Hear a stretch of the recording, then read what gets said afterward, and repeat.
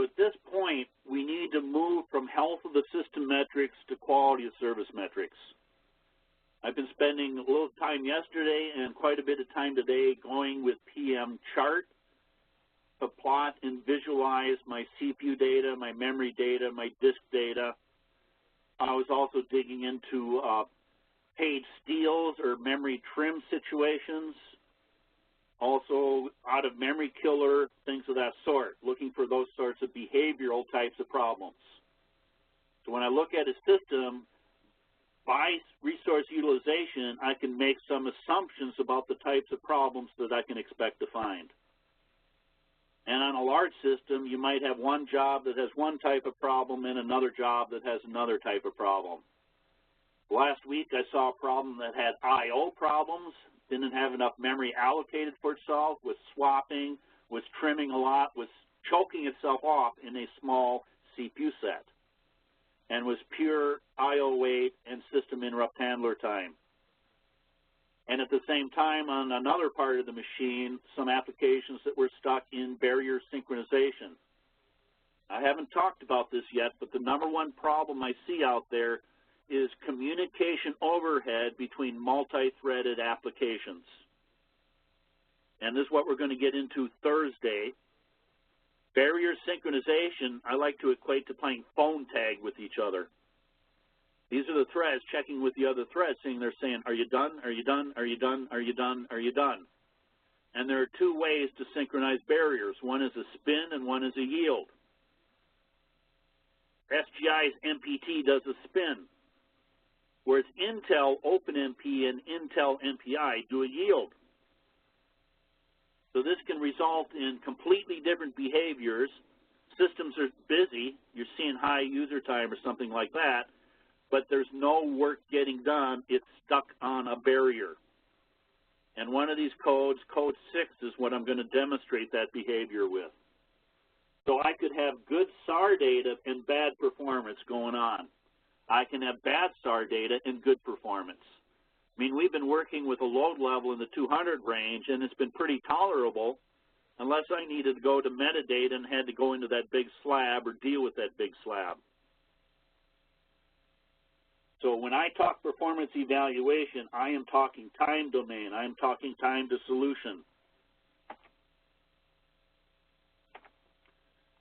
So I've been trying to give you a methodical analysis of system data, 3 levels of statistics, health of the system statistics, which are PCP, SAR, /proc type of data.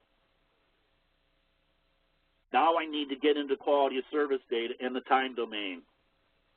I'm going to be giving you for lab exercises 9 codes, codes 1 through code 9, and I want you to run them with the normal GNU compilers and get me the user time, the system time, the memory size, and how much I/O they're doing. And you can use the time command for that. But in that quality of service, I want to start looking at elapsed time components. And to do that, I need to get into CSA accounting. We've been choosing different appropriate intervals for analysis. I need to talk about edge effects. And the key thing here now is to characterize my workload. So I want these 9 programs to figure out what they are. How much CPU, how much memory, how much I/O do they do? What is the bottleneck? What is the resource that they depend upon? And SAR and PCP can tell me about bottleneck behaviors. So, first of all, try to be proactive. I would like to install Ganglia on my system, and I'd like to install CSA on my system and get those working. I also have PM Logger and SAR data. And then when you've got PBS installed, we'll have accounting data there as well. If something starts happening on my system, one of the first things I want to know is, has anything changed in my environment? A new kernel, new libraries, RPM QA --last can indicate things. Maintain some sort of log of user complaints, so they call into the help desk. You get the user, the program, the job, what their subjective complaint is, and any sort of objective measurements that they can give you. And one of the things you got to sort out is, was it an interactive response problem or a batch? So we had cases today where my interactive response became unusable, but that's because an application running in the background was dominating the system. So you can't just go by responsiveness of the shell. You could have your bread and butter application dominating the system, and that might be one reason users do not log in interactive, because they don't want to contend with I/O, for example. Now, when I get called into some of these case studies, I want to try to experience the system myself. So because I spend a lot of time in this area, I'm able to jump around between the different statistics and drill down into the data quicker, particularly if I don't have to think aloud and explain what I'm seeing. And again, I have to figure out what I see now and how that compares to normal. One of the problems I have is I might get called into a situation a couple of weeks after the event started, and now I only have 7 days worth of SAR data going back 7 days, and I don't know what it looked like last month when things were good. I don't know what context switches are expected to be on that system. Again, know your workload. That is the major lab exercise here, is to characterize my 9 programs and figure out what they are. So in choosing an interval, first of all, I got to make sure the data is good. So already this morning, one system did not have PM logger data, so I couldn't go into that. I may have SAR data, but SAR doesn't separate out the dirty, the write back, the NFS, things of that sort. If I'm involved in a service with a site, I've got to pick an interval and agree with the customer on that interval and have it some sort of repeatable interval. For example, it's unlikely that I'm going to want to drill into the last day of a quarter at a university. That's going to be a high load situation typically. So I got to get what's a typical interval. I'm not going to pick Christmas or New Year's or something like that. I want some sort of interval that's repeatable and accepted with the customer that that interval did have the job I'm curious about running during the interval. When I choose the interval, I'm generally not tuning on a boot. I've had a couple of cases where drilling down into the data turned out to be boot information, high system time due to things starting up during the boot process. Also, check bar log messages. So if I'm in an interval and have some sort of event going, check bar log messages first, and hopefully it's not too noisy, gotten rid of authentication and put those into a separate file. But bar log messages would indicate things like disk drive failures and other stability issues. I'm not going to choose an interval where the system had a hang, a crash, or other service problems. I'm not going to make tuning decisions based upon just that. Those are more stability issues. However, if I do have or something like that happening, then I've got to look at it. Another comment I have here is about machine being oversaturated. I need to go to my desktop here, or my whiteboard actually. Basically what we're talking about is a bottleneck curve. Over here is my time domain, or whatever metric I'm looking at. And down here are the number of workload units, whatever workload unit it is, whether it's transactions per second, web hits per second, number of interactive users, number of jobs, number of processes, whatever your workload unit is. Every system has a finite capacity. No matter what, every system ends in death somewhere. So these things have a bottleneck curve, and nowadays they don't really look like bottlenecks because there's so much hardware there. And then at some point, the quality of service degrades, and you hit this collapse ending in no answer received, process was killed, forks failed, disk space filled up, whatever it was, every resource has a finite capacity, and at some point we end in death. So what I was talking about is a term I like to use I call it smearing. The data starts smearing.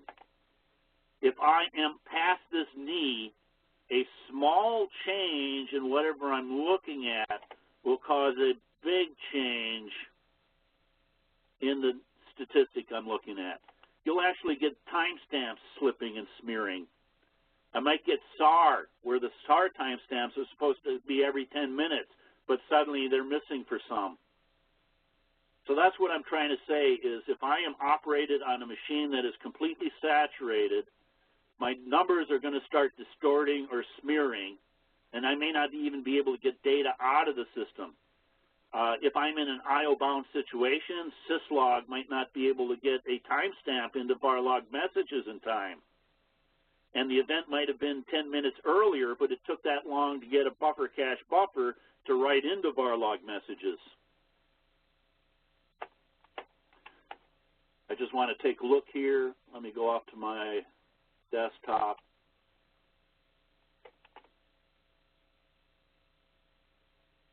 Let me just type in SAR. You got one here that was 9 seconds late. That's not too bad, but notice there was IO wait associated with that particular event there. These are all 1 second. Oh, this one was 16 seconds late. But in general, they're all coming in at 1 second. See if I can catch any others. I'm not seeing any other slips in my data here right now. And 16 seconds and 9 seconds isn't too bad. 10, 20, 30, 40, 50, 0. Sometimes I can see these things slip for 20, 30 minutes. Let me just see what happened during that event at 10:16. Let's do a SAR-D.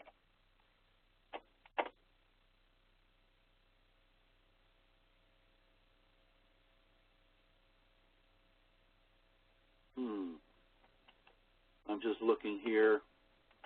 Not a whole lot. I do have device 864 showing 76% busy, and 128, which would be the same path, 2 different paths to the same one. So 864, what is that device? more/proc/partitions.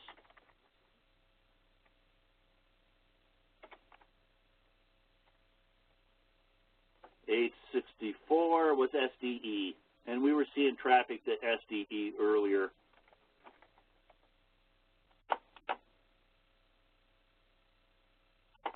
And I'm not seeing a whole lot of swap activity or memory usage activity there either.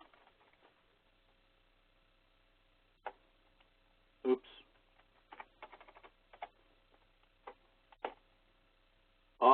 But during that interval is when I dropped swap. I pulled swap down and then added it back in.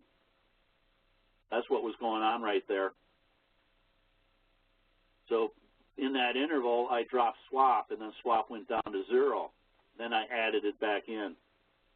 So during that interval, there was stuff going on. Let's try a SAR-big W. And we can see right after that event, pages being swapped in.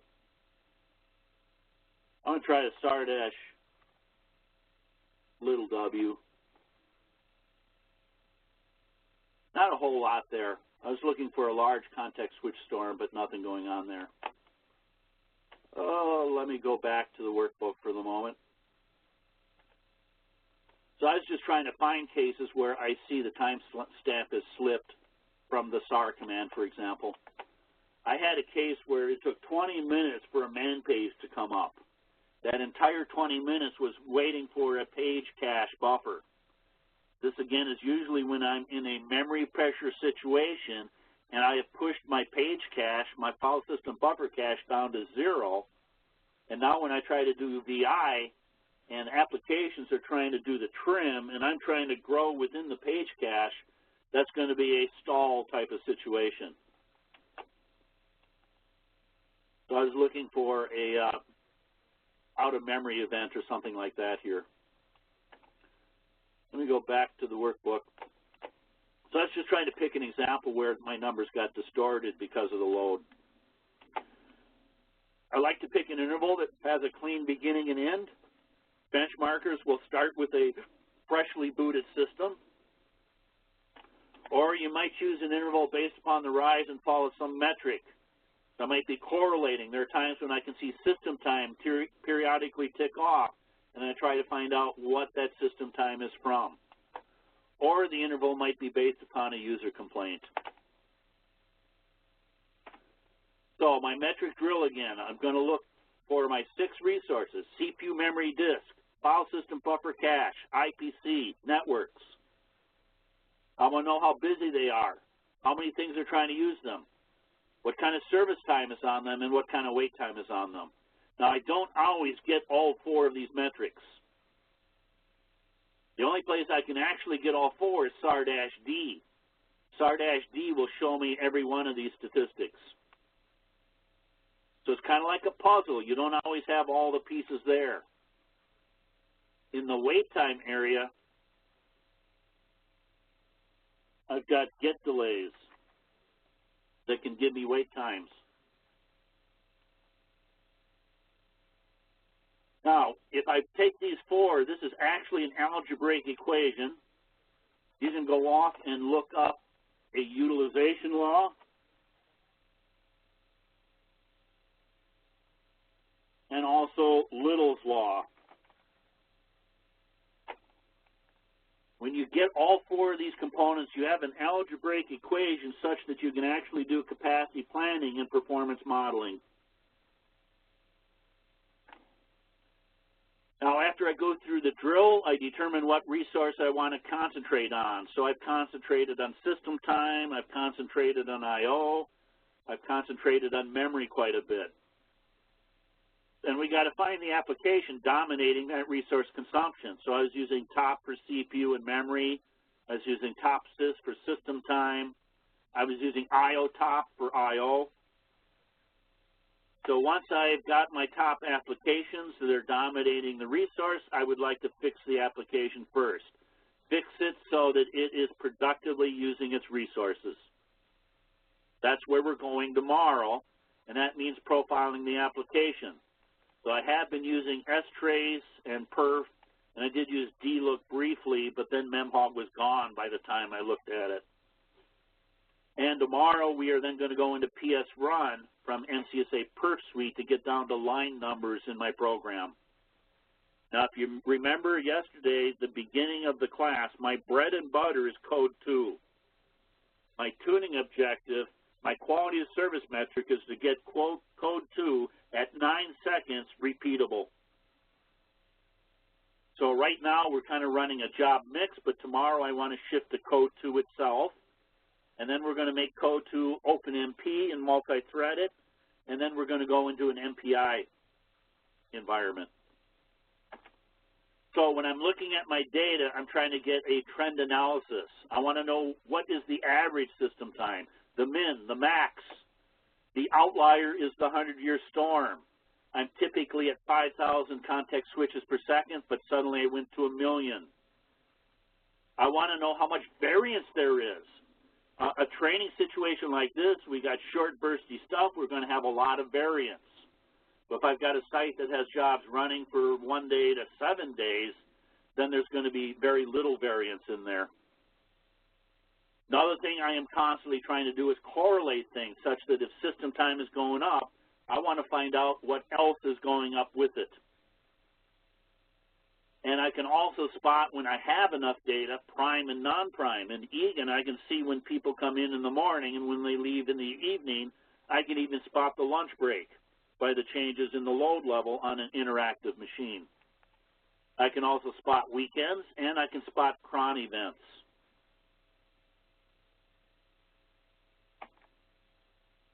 Now, this is an example. This is my tool called SPV using XGraph. And I'm looking at 8 days worth of data here. And I can see a cron event that is occurring at midnight every day, periodically.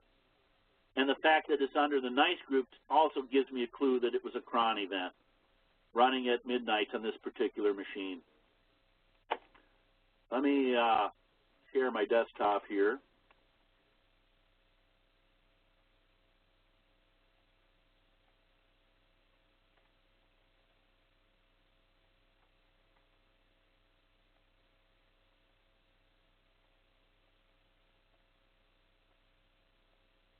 So I'm going to edit this SPV script here. And I have to specify where it is located. And I have put it in root bin, so that is the correct place to find it. Now let me bring up a desktop.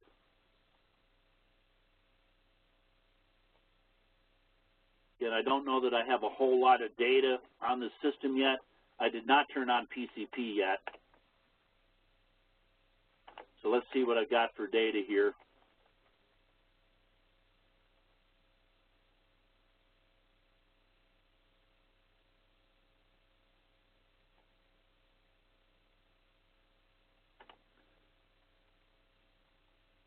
So SPV is something I wrote years ago and just haven't thrown away. I'm going to run the SAR command. Oops. Doesn't know. Oh, I didn't grab xgraph. Hang on.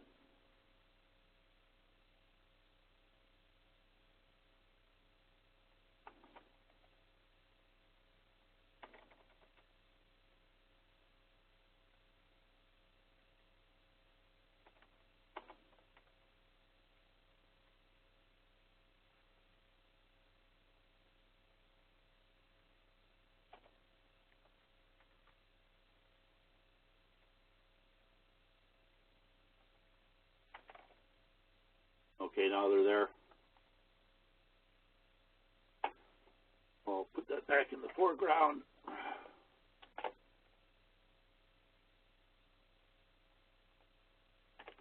So what I am doing now, looks like I've got a week's worth of data. Well, not a week, but I've got from the 22nd to the 26th.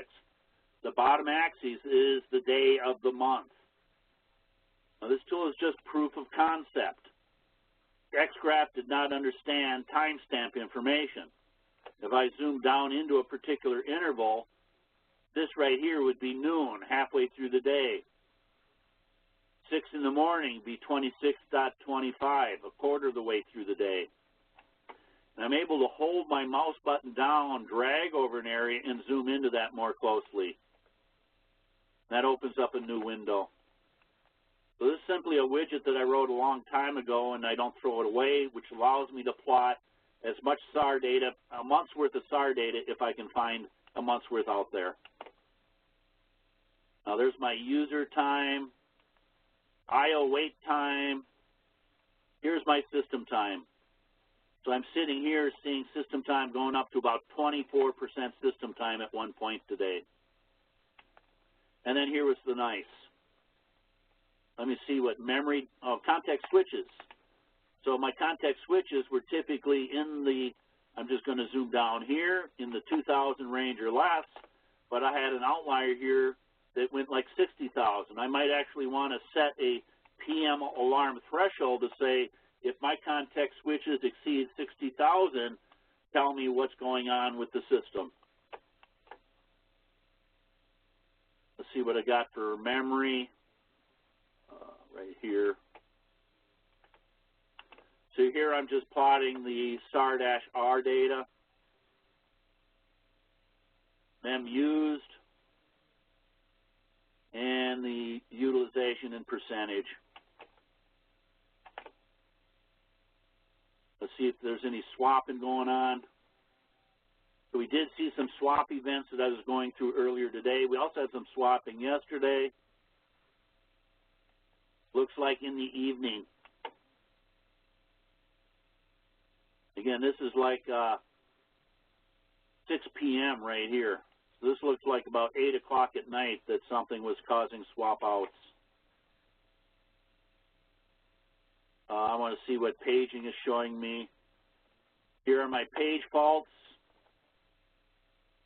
Minor page faults being a TLB miss. Major page faults saying I had to go to swap to get something, or go to bin to get an executable. And pages paged in and paged out. Now, I don't have PCP data on this system, so I can't look at that, and we don't have PBS yet. So I want to get those in place. And I want to start getting data on this system.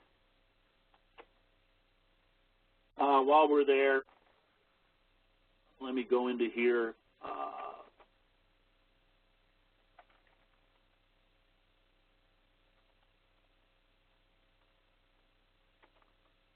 The other tool is Ganglia. Let me just cat the RPM list. I need to make sure that some of this stuff is loaded. RPM-QA, refer RRD tool.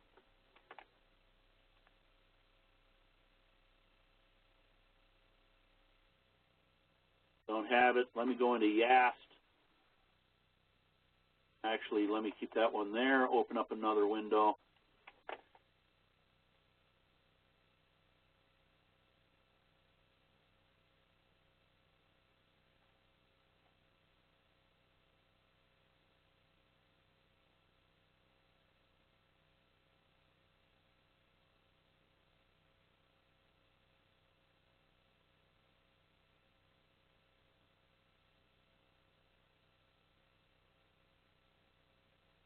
So RRD.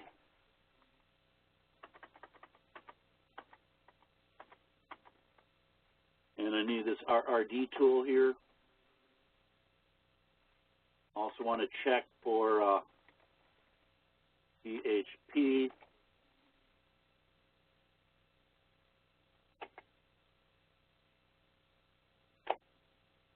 I just kind of got a list of what PHP 5, is that loaded? I think I got all that loaded. Let me go down here. I think I need GD. If I put this in a repository, then it would have resolved them by default, but I'm just doing it by hand.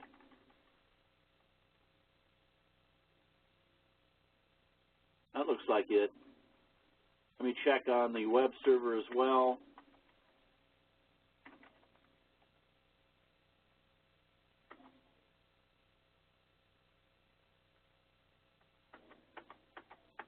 So I do have Apache loaded, but yeah, I have example pages. I think that one's loaded, yes. I don't think I need anything else. We'll find out here now. So let me get out of there. I'm going to do an RPM-IVH on all these slets, RPMs that are in there. Oh, I needed PHP.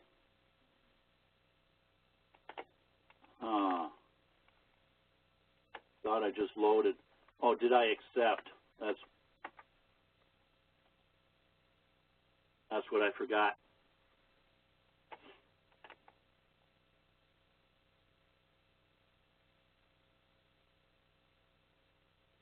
Now, there's not a written lab for this. I'm just doing this for my own benefit for getting my baseline type of information.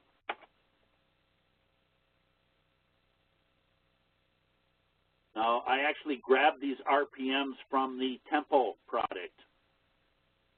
I'm going to ITSI Ganglia. I want to edit these things.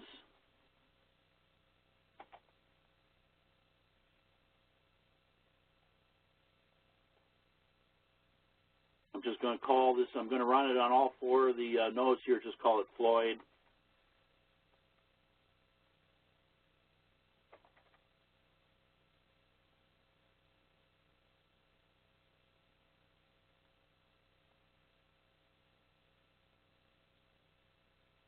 And there are a couple other things that can be done in there. Grid name, let me just do that one here.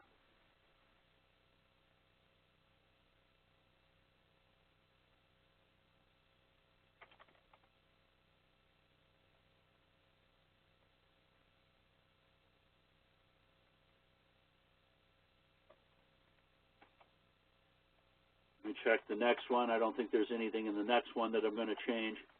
Cluster name.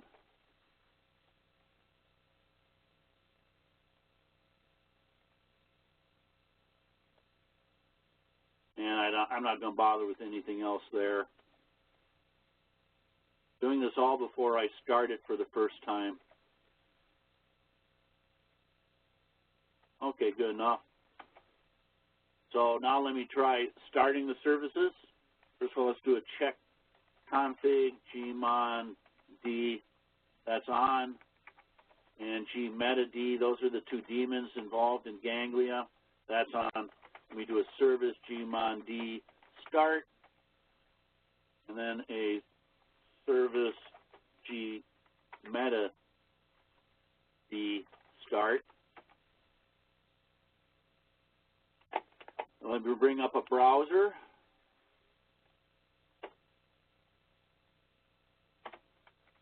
Floyd 3.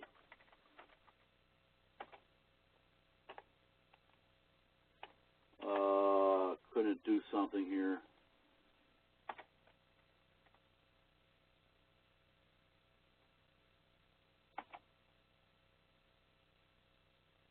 Still doesn't like it.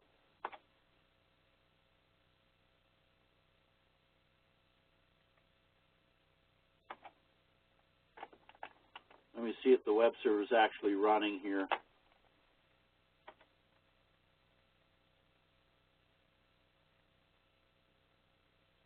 It's off.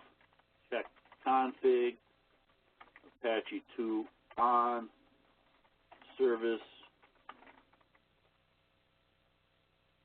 Let's try this again.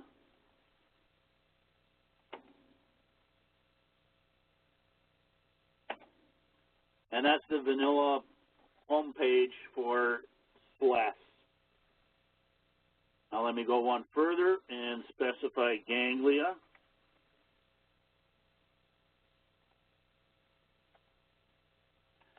And now I can start to see what's going on with my system. I only have one node in the system right now. If I click down here, I can then see the specifics for Floyd 3.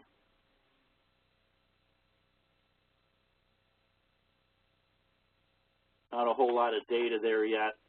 Choose a node, go down to Floyd 3, and now I can see exactly what's going on with that particular node. All the different SART, TCP type of data that we've been looking at. Load levels, CPU utilization, memory utilization, system time, all that sort of stuff. The other instrumentation that I'm going to put into place here, this again is not for you unless you're interested.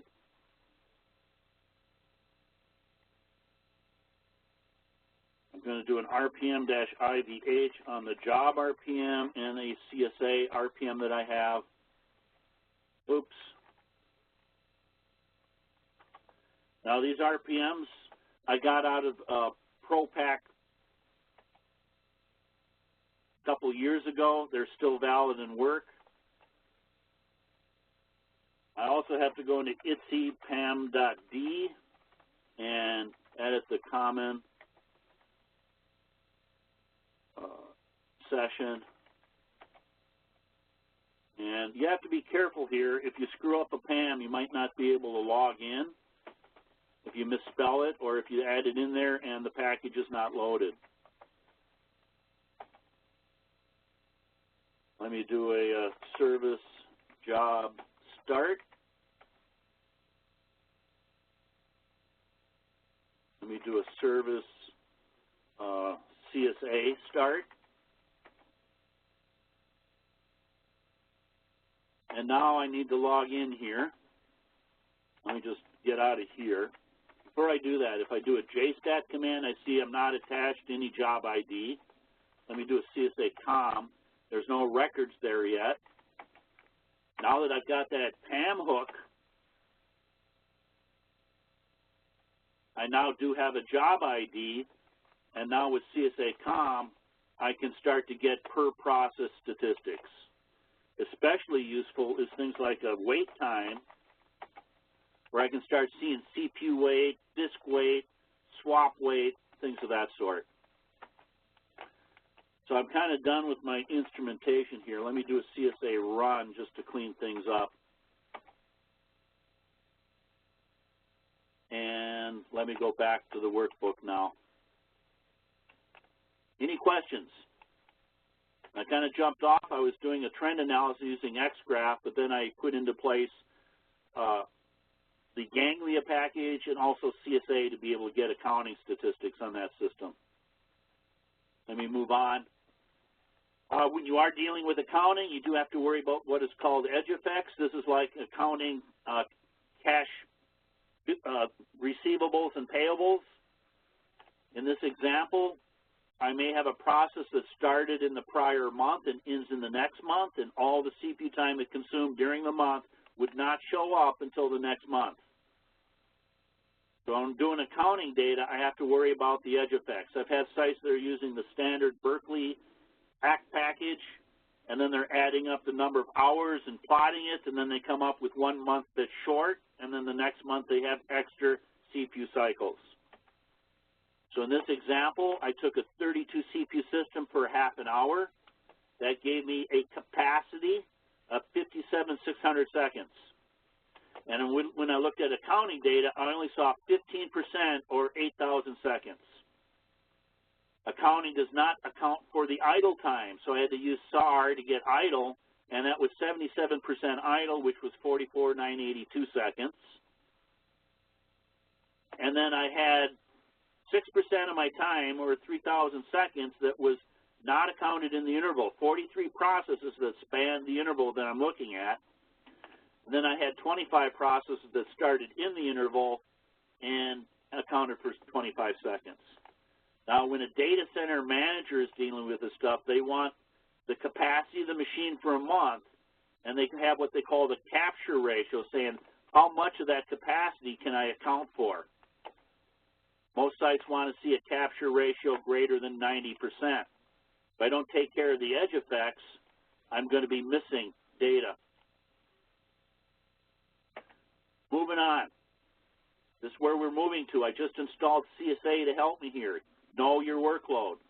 When I mean workload, I mean per process, resource consumption. It's easy to do in a single application or benchmark situation, but complex in a university site, for example. So when I say workload, I mean top and PS and accounting. SAR and PCP told us what to look for, but it's the accounting. And what I was just doing was getting into wait times with the CSA data. And then tomorrow we're going to start profiling that particular code. In particular, code 2 is the bread and butter that we need to be looking at. So I need to break out elapsed time components. Now, we don't have any workloads running yet to really break out elapsed time components. The only thing that's been running was that code 5 that was inode, directory, metadata, slab intensive. So tomorrow we're going to break into the workload time and start looking at user time. I have been looking at that with perf, and then tomorrow we'll start looking at it with psrun as well. So this user time is time in my program, executing my code, any compilers, loaders, anything like that. It includes any DSOs that I've got linked in there. And some of the things I'm looking for, we're going to talk about tomorrow with hardware events, are things like the instruction pipeline being flushed. I decode instructions and get them executing, but then suddenly a branch occurs, and I have to throw away all the instructions in the pipe. The other two key things for us to look at tomorrow are cache misses and TOB misses. Thursday, then, I'm going to get into multi-threading and start talking about barrier synchronization. Barrier synchronization is what I kind of described as playing phone tag between my threads. I can't go on to the next line until all my threads have finished the current parallel region that we're in. So they're sitting there saying, are you done, are you done, are you done, are you done? I want to be able to recognize barrier synchronization. SGI's MPT barrier synchronization, Intel's OpenMP, and Intel MPI, and what barrier synchronization looks like. The other key thing when we get to multi-threading is the CC-NUMA directory memory false cache sharing. This is when multiple threads are writing to the same 64-byte cache line. I kind of like to equate false cache sharing to like a marathon run. The gun goes off and all your runners are tightly packed and they can't run very fast because they're tripping over each other's feet. False cache sharing is also referred to as a hot cache line. So we want to be able to profile the application and find the hot cache line and then do what we can to decouple the items or objects that are on that cache line. 64-byte cache line, a typical object might be 8 bytes, so I might have 8 items on that cache line. I might want to pad and push the other objects on the cache line onto their own cache line to decouple them from each other. So Thursday, we're going to get into barrier synchronization and fault sharing. Tomorrow, we're going to get into the hardware counters and cache misses, TLB misses, things of that sort. Now, also part of my user time is memory latency. So any sort of NUMA effects will show up as user time. Also, tracking into system time. Perf top was giving me some of that, but I really need to have the -G option. We saw yesterday and today compaction problems, giving me system time, throttling back my application so that it couldn't even get to swap. And the only way I could spot that, I saw a spin lock, but I couldn't tell what was calling the spin lock without doing the -G. Then I saw memhog doing a page fault calling an allocation then calling compaction to try to recover and clean up garbage collect memory. So system time is system call time, also spin lock time, also context switching. I want to watch for that. And we could also get into high interrupt handler time. I was showing you a little bit earlier a PV that I had with high system interrupt handler time where they used perf-G and then was able to pull apart the interrupt handler time. Now, there is a thread for every interrupt IRQ for every CPU. And then I was using instat and topology yesterday to figure out what IRQ is for what peripheral and then how many interrupts are coming in on it. Moving on, for memory use, there's something called a memory integral. I don't really care about that anymore. All I really care about is my RSS high water mark, the biggest that I got in memory. For I/O, this is the thing that I really miss nowadays without CSA. I wish that PBS accounting would actually give me information about I/O and system time to break things out in better form. So with the accounting data that I'm getting that I've turned on now, I can get the number of bytes read and written, number of physical I/O, and number of read and write system calls. Also, I can derive metrics so I can figure out, am I reading more than writing or writing more than reading? Is my physical I/O more reads than writes? So I could have a high read request ratio between application and cache, but then a high write ratio when I'm writing to disk, meaning that my cache is resolving all the reads, but I still have write flushes going through the cache off to disk. I'd also like to be able to get my average request size. Am I doing lots of little I/Os or a large sequential I/O? And then what's the average number of blocks to disk? How much physical I/O am I doing? One thing you don't want is what I call an upside-down cache. I don't want more physical I/O than I have logical I/O. Let me explain that later. I can also derive my transfer rate. We're used to that, how many bytes per I/O wait time. But this is a metric that I've been trying to stress, I/O intensity. Now, the intensity is per user CPU time. As my CPUs get faster and faster, as the number of concurrent CPUs doing concurrent I/O, my I/O intensity goes up. And this I/O intensity are applications that can dominate my page cache, marooning the interactive user. These are the ones that can cause a man page to take a long time or VI to take a long time because they're pounding on the page cache. Now let me come back to those as we need. And then I can get into workload reports, assuming I have accounting data. SA is for the ACT package, and then CSA CMS for the CSA. ALASCOM, or CSA-COM, and something called JA. In fact, let me go off here, share my desktop. I'm going to do a JA command here. Let me do a memhog. Let me go 50 gig here.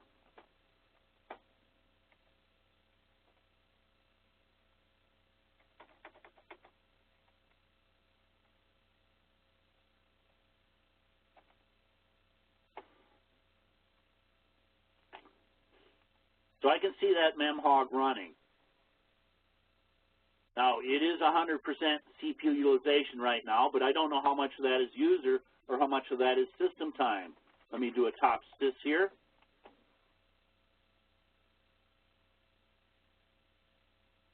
And I can see memhog is almost 50% system time.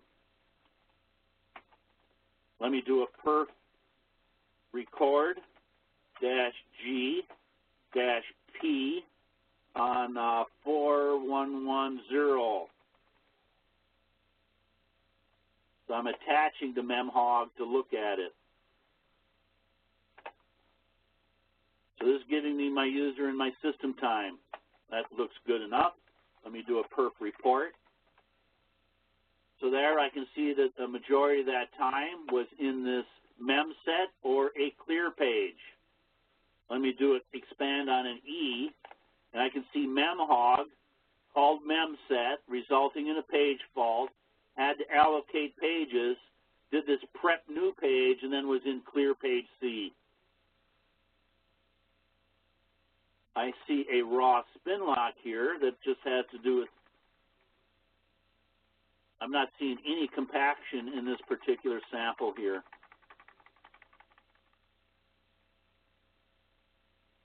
No compaction visible here.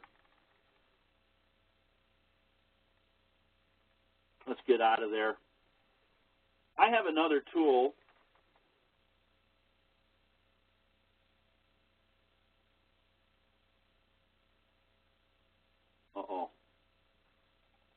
For response.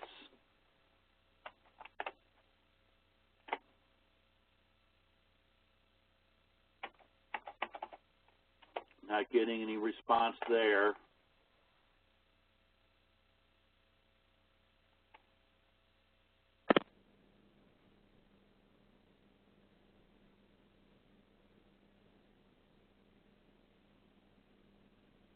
It's pingable.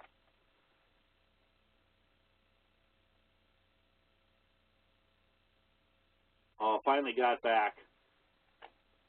Unfortunately, I'm not going to be able to figure that out. A CD command is an alias to the shell, so that did not get timed in any way. Let's just see if I could catch anything. It's probably too late.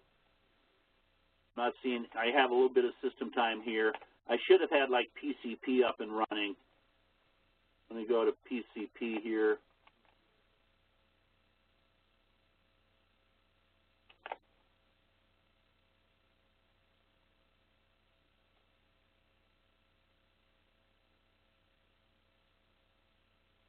Let me do that one there. Showed you how I built that in the demo earlier today. This stuff is okay. I'm not worried about that.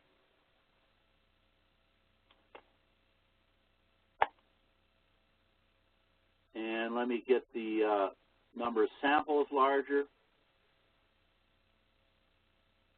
So I can see I am in high system time right now. My memory colors are funny here. Anon pages and slab are the same. Let me edit that and change my chart color here. Let me go to Anon pages. Change that. Let's go with something like that. It's kind of going to look like maps, but that's okay right now. So again, I do have a problem. I'm seeing most of my memory space being the slab itself.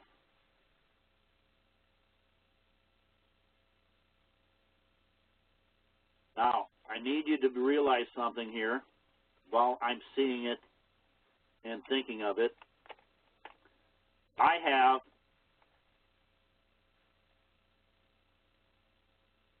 a 264 gig system here. And when I add up all this stuff, I'm not getting to 260 gig. Looks like about 240 gig that's being used here. I have an outstanding bug on this, but not all the slab is being counted.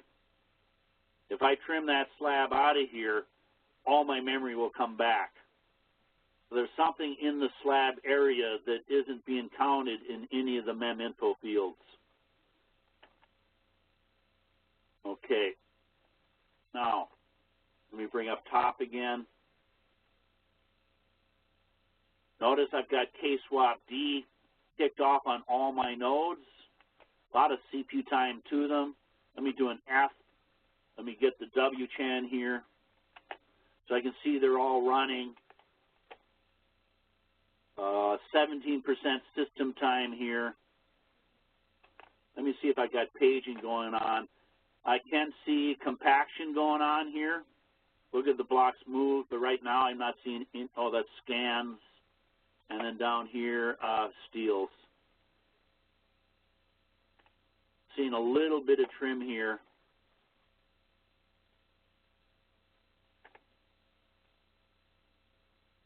Anyway, memhog still running. I want to do something else here. I'm going to do a get delays on, where was it, 4110. Oops, process is gone now. Let me do that again.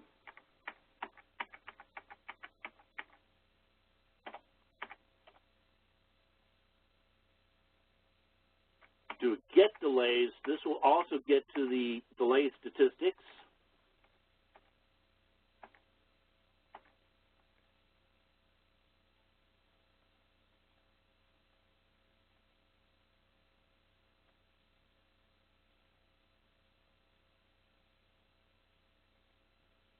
Here I can see this thing has got some I/O wait going on with it. I kind of have to put it under a watch.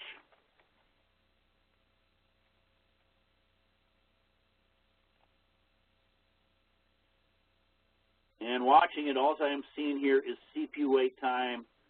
I'm not seeing any I/O wait on this thing right now. I'm not seeing any swap wait or any reclaim wait right now. Now, I don't like the format to this report. I have my own tool called Task Logger. See, not in this directory.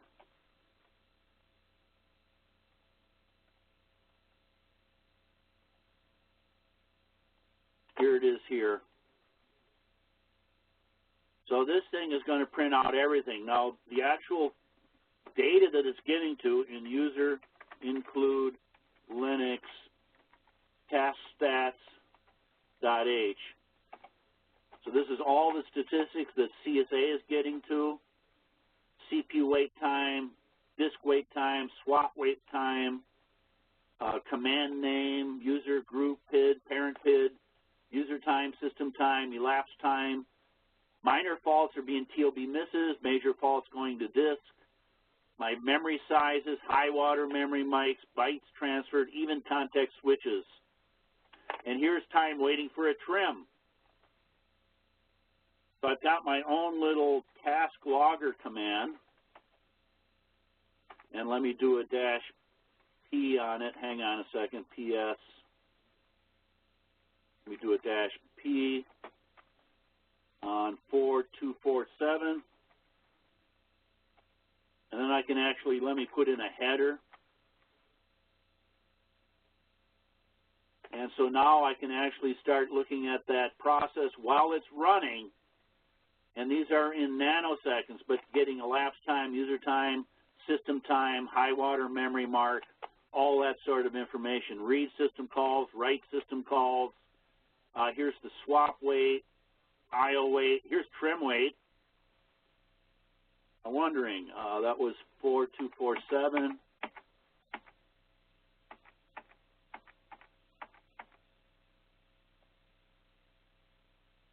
And look it, I can now see that that thing is going through some trim waits as well, trying to recover memory and trim it. So that command can get me to the same data that CSA can get to. Let me do a kill all on my memhog now. If I do a JA now, -SE, I can now get a summary of that same data that was available through the task stats interface. So I ran it for about 10 minutes, 620 seconds. During that interval, I had 112 seconds of user time and 667 seconds of system time. High water memory mark, looks like I got to about 50 gig here. I read 12 meg, I wrote 1 meg. Here's the number of calls I did. So I did a lot of reads, a few writes. 39 seconds waiting for a CPU, 16 seconds waiting for block, for disk I/O. Unfortunately, CSA does not track trim wait time. That was added after CSA was retired. I can even see some swap in, waiting for some pages to come in from the swap device. So all of that information is useful for me. Let me do a CSA com-n on memhog. And here I can see how long they took. Put in a W for a wait time, and I can see CPU wait, block wait, and swap wait. Now there's also a JA-O, try that one, and a C, oops, it's one or the other, -C. So this one now is actually giving me the individual commands. And again, I can see user time, system time, CPU wait, disk wait, swap wait. Here's the one that had a little bit of swap wait to it. Let me get out of there, go back to the workbook. So I was kind of jumping off to get to some data that is useful to me, get delays, task logger, and CSA com to get to CPU wait, memory wait, I/O wait. Because again, I'm trying to get to elapsed time components. Now I can consolidate by user as well. There is a thing to consolidate by job. Nobody uses that anymore. If I'm LSF, I've got a couple of tools. And in PBS, there's PBS report. And tomorrow, once we've got PBS data going, I'm going to start looking at the PBS accounting data. Now, when I'm taking accounting data, I got to consolidate the data down by what I'm calling categories. Categories is by functionality. So all the commands that sleep most of the time and very little CPU time, like the shells and stuff, are going to be in a shepherd category. I got stuff that's under a couple of seconds, the LSs and stuff, that will be small procs. I got my interactive commands. I got administrative commands, compilers, and file system backups. And then you're going to have categories for the individual applications that you're running. Also tomorrow, I want to start using SPV and look at my workload classes. So what they might do is create a scatter plot here. And down here, I'm going to put in my CPU time.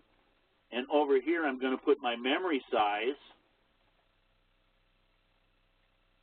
And then I'm going to generate a data plot for every process. Let me get a thicker pen here. Create a data point for every process that runs to be able to figure out my workload classes. A week ago, I was at a site looking at 10,000 PBS jobs. Be able to get this kind of thing going. And then what you're trying to do is kind of get an idea, let me just circle it here, of clusters or classes. So I could see last week 5 different classes that they had running on their system. Big CPU, small memory, big memory, small CPU, that sort of thinking. So SPV will generate that kind of report for me. So out of SPV, once I've got PBS data, we're going to start looking at lapse times. Expansion factor and turnaround ratio are basically wall clock over service. And then I was just demonstrating a scatter plot, and let's just save the rest of that for tomorrow. So at this point in performance analysis, we're talking about bottleneck analysis. Again, every resource has a finite capacity. everything ends in infinity, meaning death, never got my answer back.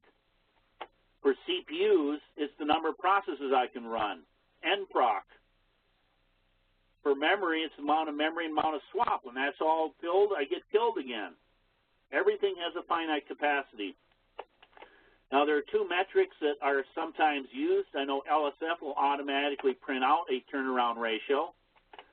Expansion factor and turnaround ratio are basically elapse over service or wall clock over service. And in this case, wall clock would include queue wait time. If the system got restarted and the job started from the beginning again, that would show up in my turnaround ratio as well. Just about done here for the day. Every system is finite and has bottlenecks, but the bottleneck may not be restraining the system. More than one resource can be a bottleneck. The bottleneck we've been going through up till now has been primarily a large slab and inodes and a metadata, large metadata inode cache in the slab. I've also started introducing memory bottlenecks, and tomorrow we're going to start going into CPU bottlenecks. Now, different workloads have different bottlenecks. That's why I need to know my workload characteristics. An interactive user is rarely start for a CPU. I always find it amusing when some administrator says poor interactive response on their tool, so they try to change their priority when in fact they're starved for page cache, not starved for a CPU. BI, man, those things depend upon the page cache. The bottleneck is the resource that restricts the throughput, not necessarily the slowest. If I'm doing a prime number finder and never do disk I/O, who cares how slow the disk is? If I remove a bottleneck, there's eventually another bottleneck around the corner. As I optimize my system, I'm going to hit different bottlenecks. Now, the capacity of the system is the maximum sustained arrival rate.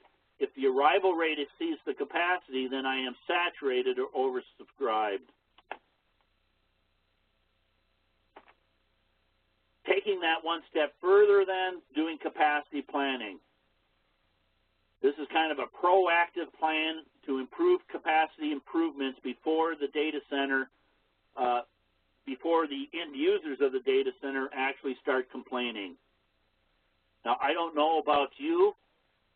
There are sites that have what they call a service level agreement, which is basically a contract between the data center and the user community. I don't know if I've sent it to you in the past, but I will send it to you again. I have an article on negotiating service level agreements and what they might look like. So if I have a contract and tell the user community you get a price break if I don't achieve the quality of service you expect, and the capacity becomes saturated and I'm not proactive, and now it takes 6 months to get a system shipped to me, my end users are going to be upset. One of the things we try to do is watch for resource usage trends. I know sites that will do a stack bar chart month by month to show CPU usage growth across a 5-year plan, and then project that into the next 2 years. With capacity planning, we're trying to predict run levels. How many of these things can I run before I'm in problem? Start the procurement process before you have a problem. Get your cash flow projection and predict at the current growth rate, and with a new car design coming in the next month, I know that I'm going to exceed my capacity, and I better start my procurement to get the capacity that I need before I run out of it. Capacity planning can also predict, model, play what-if games about the performance, and help me select a low-cost, high-performance alternative. I don't know of anybody doing true capacity planning these days. They're doing resource usage trend projection, but they're not actually applying utilization laws to get capacity planning and performance modeling. For me, coming out of the Cray market, a product from TeamQuest, TQ Model, would actually do performance modeling. So, summary, timing is what I care about now. We need to get from the SAR type of data to the time domain type of data. I need to get from frequency to time. And again, tomorrow, once I start getting data, we'll start looking at some more data. I need to get PM Logger running on Floyd 3, and I need to get PBS running on Floyd 3. Bottom line, Lab 5 was for live tools, get you using PM chart, stuff like that. For Lab 6, I want you to get an MPT application running, which is code 6. I want you to install PBS Pro. The lab procedure will give you the procedure for installing PBS Pro, but I also need to make sure that you have the temporary factory trial license in place. And right now, by the way, I am working with PBS Pro 12, but the lab manual is probably written for a PBS 11 version. And then what I'm trying to do is get my process resource consumption. I've got CSA installed, but I want to determine the workload characteristics of these codes. So here's the bottom line for tomorrow. I don't care about code 10 and code 11. I'm not using those right now. Ignore them. But I need to know what these programs are. I want to know wall clock time, user time, system time, how big they are in memory, how much I/O they did.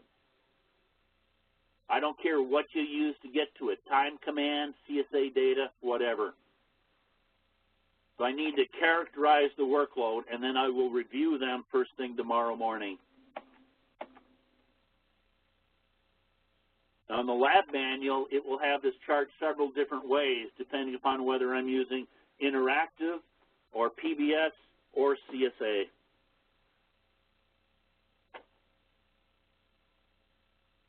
So I think I'm done for the day. Are there any questions? So your assignment is Lab 5, Live Tools, and 6 with the perf eval. Let me share my desktop for a second.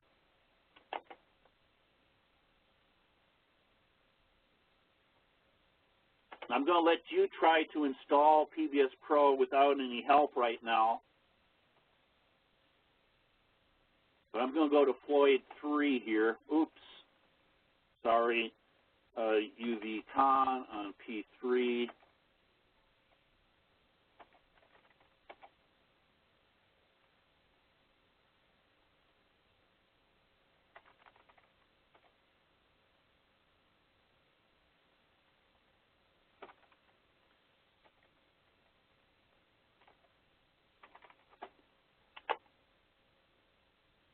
The workbook will tell you where to find things, but I'm going to grab the latest PBS Pro 12 here. But I'm not going to install it for you. I need to get PBS and accounting data in place for tomorrow. And then let me get the pbs.lic and cat pbs.lic. Here is the temporary factory trial license for PBS Pro.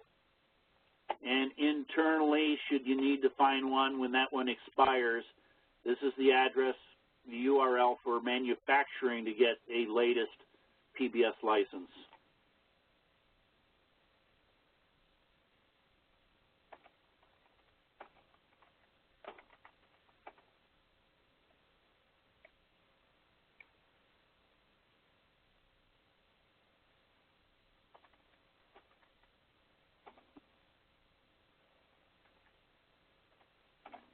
So I'm dumping it off onto your root systems just to make it easier for you to find that thing.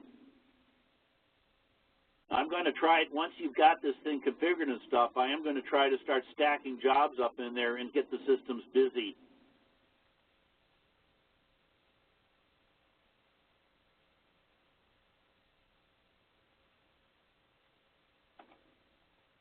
Okay, so you're all set up there.